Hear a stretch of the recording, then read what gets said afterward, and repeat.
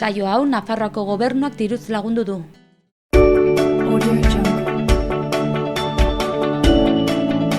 Bakarri dago inork behatzen dion hori erakusketa. Rebisonez begirada berriak Iruñeko udalaren arte garaikideko bildumari proiektua. Komisarioak Luisa Fernanda Lindo eta Sergio Jair Mendez. Ziudadeleko arma aretoan erakusketa irailaren 6 arte bizitatzen halko da arma aretoan.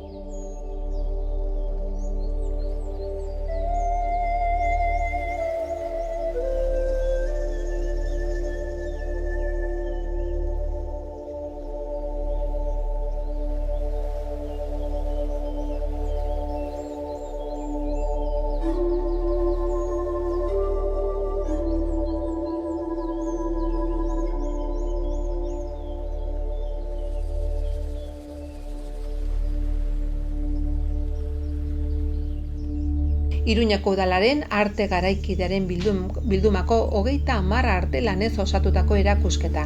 Eskulturak, argazkiak, pinturak, instalazioak, bideoak eta obra mistoak.